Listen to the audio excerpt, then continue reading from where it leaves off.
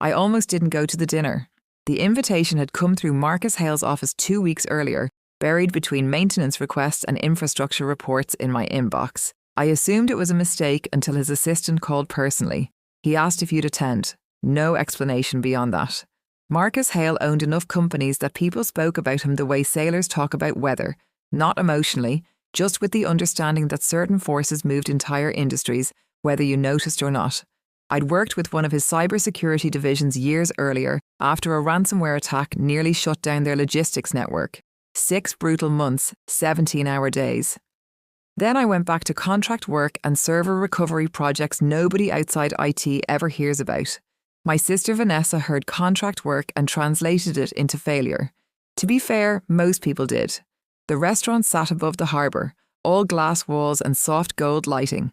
Investors drifted around holding drinks that cost more than my monthly phone bill. I wore the only suit I owned that still fit properly. When Vanessa spotted me near the entrance, her smile stalled. "What are you doing here?" "I was invited." She laughed immediately, assuming I was joking. Vanessa had always treated confidence like a performance you rehearsed daily. Perfect posture, perfect hair. The kind of person who said names loudly so other people knew who she knew. She was pitching a startup that night, some luxury hospitality platform. I didn't fully understand it, which probably made her think I understood nothing at all. "You can't just wander into investor dinners because a receptionist didn't stop you," she muttered.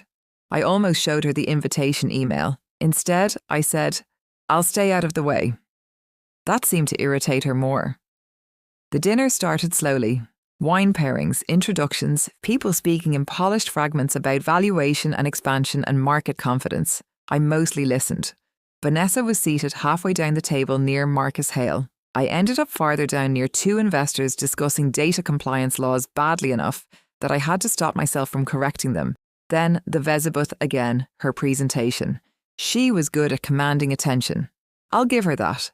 Confident voice, controlled pacing. The room leaned toward her naturally. About halfway through, someone asked how she managed stress while building the company. She smiled and gestured toward me with her wine glass. Well, apparently not everyone handles pressure by building companies. My brother handles it by crashing VIP dinners for free steak. Polite laughter moved around the table. She kept going. He does IT support stuff. Servers, passwords, whatever. Honestly, I think this is the fanciest meal he's had in years. More laughter. Not cruel exactly, just easy. I kept cutting my steak. That part people never understand afterward. They think silence means weakness. Sometimes silence is just fatigue. I was 38 years old. I didn't have the energy to audition my worth every time someone misunderstood my life. Still, I felt something shift inside me while she talked. Not anger, recognition.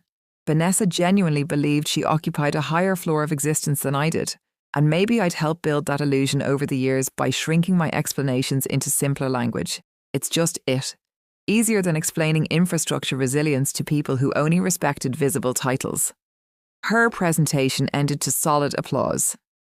Then something unusual happened. Marcus Hale stood up, not dramatically, calmly.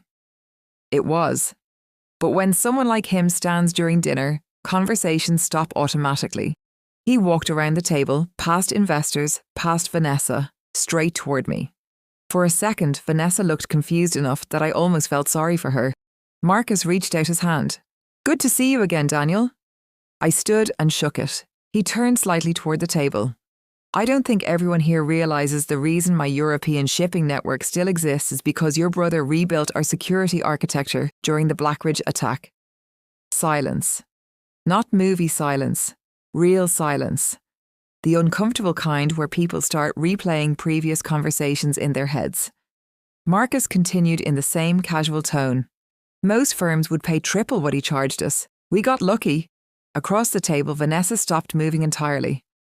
One investor blinked at me. "You were involved in Blackridge?" I nodded once.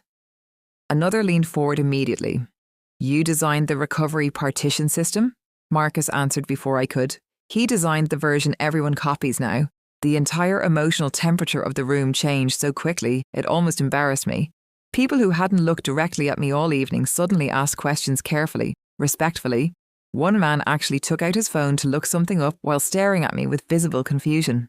Vanessa tried smiling again, but it arrived half a second too late, and that was the worst part for her. I think nobody attacked her, nobody humiliated her. The room simply adjusted itself around new information.